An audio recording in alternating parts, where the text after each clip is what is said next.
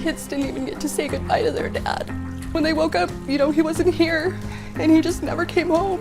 Fentanyl is tearing families apart. Every day is a battle, and a constant uphill battle. What was thought to be reasonable pain medication turned out to be a lethal dose. Now this family wants justice. We're just stuck right here, just waiting and hoping that this is going to be important enough for somebody to just not sit on this case. Aurora's former police chief isn't going away easily. I have to stand up for myself. I wasn't going to go quietly into the night. I wasn't going to accept her resignation and just walk away. Following questions about her leadership, Vanessa Wilson tries to set the record straight. What I did was not popular. I understand that. Leadership is not a popularity contest. Good evening, and thank you for joining us for Denver 7 News at 6. I'm Ann Trujillo. I'm Shannon Ogden. Glad you're with us tonight. A Weld County family says they can't move forward because they're still replaying the past. Last August, their loved one died from fentanyl poisoning, and the family says the person who provided the lethal blue pill still hasn't been arrested. They tell Denver 7 CB Cotton that they are no longer staying silent.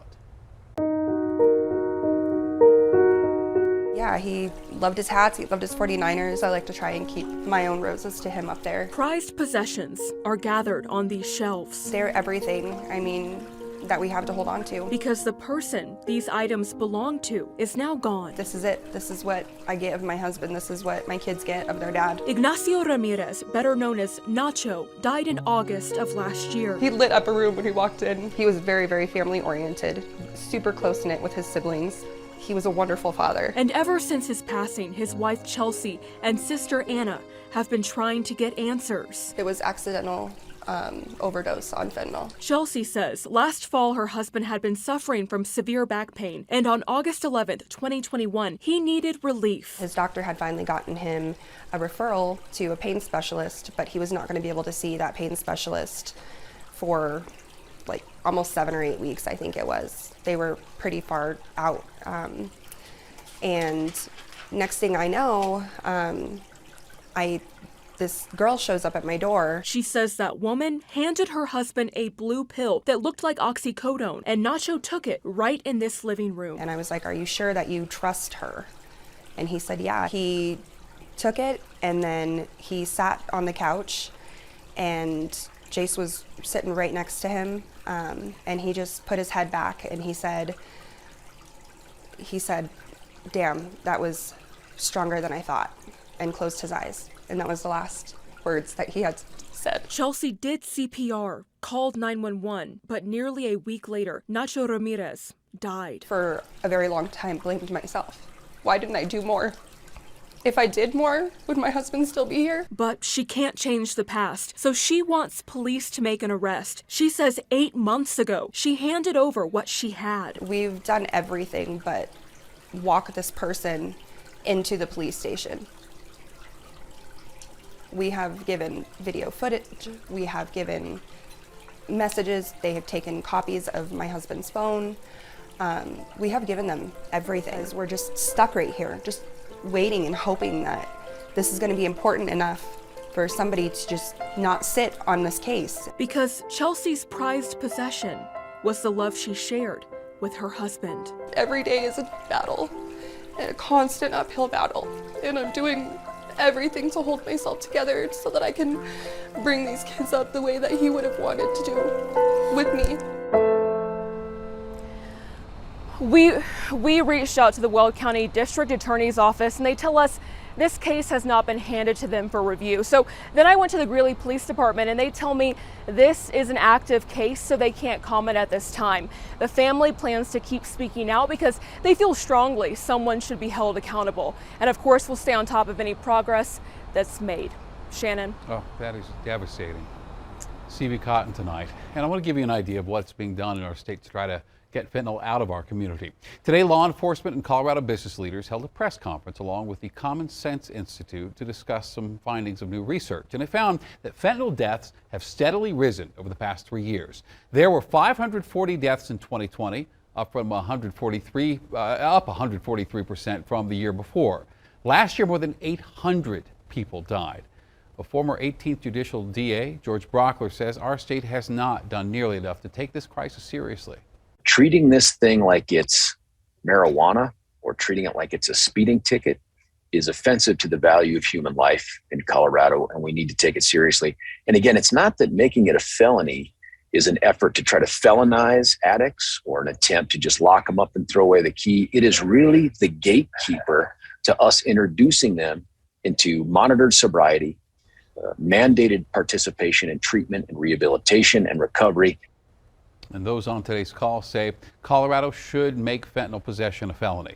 Currently, a small possession of drugs, including fentanyl, is still a misdemeanor. And tomorrow, a bill addressing tougher penalties for those distributing fentanyl will be debated at the state capitol.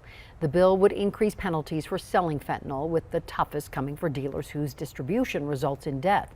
Well, the ACLU of Colorado doesn't think tougher punishments are the answer. They say it adds to the cycle of incarceration. I mean, a huge part of that. Jail is just a revolving door, for a lot of people who actually need substance dependency treatment. Also, the outcomes are just way worse for people who first go into the criminal legal system, often come out with fewer resources, less family support, no job, lost their housing. So their ability to actually engage in substance treatment and emerge on it from the other side without that addiction is actually really hindered by putting them into the criminal legal system.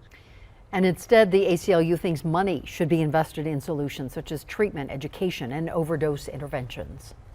Former Aurora Police Chief Vanessa Wilson addressed her firing today for the very first time with community activists by her side.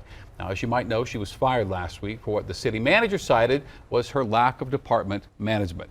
Denver 7 investigative reporter Jennifer Kovaleski has been on this story for weeks now. And Jen, Wilson had a chance to publicly defend herself today. Shannon, the now former chief, fired back. She said she was a leader who was willing to stand up to the police union and fire police officers. Wilson called her firing politically motivated. I wasn't going to accept a resignation and just walk away. Aurora's now former police chief isn't going quietly. There should not be partisan politics in public safety. Less than a week since the city manager fired Vanessa Wilson, the former chief stood alongside more than a dozen community leaders and council members, calling her firing an injustice. The bottom line is that the chief showed up. Chief Wilson was the pathway for equity. City manager Jim Twomley said it came down to a lack of leadership, a claim Wilson pushed back on. Sir, you're very wrong.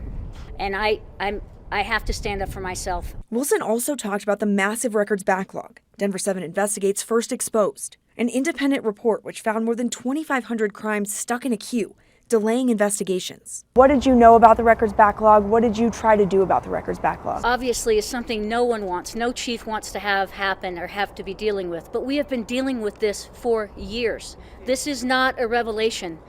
This was for lack of a better term, a convenient moment for them to disparage me. And that is the bottom line. The city manager has stressed Wilson didn't lose her job because of the backlog, and he wasn't influenced by city council. But Wilson and community leaders called the move nothing more than politics. What I did was not popular. I understand that. Leadership is not a popularity contest. We work and live in a fractured city. She held officers who engaged in misconduct accountable. Wilson didn't announce a lawsuit against the city today, but said she is exploring all options. The city is now working to find an interim chief. For now, we're live in the newsroom. I'm Jennifer Kovaleski. Thank you, Jen. Juneteenth will become an official state holiday once the governor signs the bill into law. The House passed the bill today. The Senate did so a few weeks ago. Juneteenth commemorates the day that the final slaves in the U.S. were notified of the Emancipation Proclamation. Juneteenth became a federal holiday last June. Colorado Congresswoman Lauren Boebert has joined 23 other Republicans calling for gray wolves to be removed from the federal endangered species list. In a statement, Congresswoman Boebert says the gray wolf is fully recovered, should remain delisted in the lower 48 United States, and should be managed by the states. I will continue to fight for our ranchers and to protect their livestock from these dangerous predators. In February, a California judge placed gray wolves on the endangered species list after they were removed during the Trump administration. There were no arrests made during Celebration Saturday night at DU, even though police had to be called in to deal with crowds after the Pioneers won their 9th hockey national championship. Denver beat Minnesota State 5-1. Now, police are saying if you had any property that was damaged Saturday night, you can call their non-emergency line. And tomorrow, there will be a celebration of the Pios at 6 o'clock. That's at Magnus Arena. The first 1,500 fans will receive a commemorative championship poster. been pretty hard. My son and I were facing an eviction. Evictions are on the rise again in our state. People are losing their places left and right. And it's black women being impacted the most. They're screening us out pretty much. It's sad to say, but we're being screened out. We look at the growing issue and resources available to you. Another windy day today, wind tonight and tomorrow, but rain and snow on the way.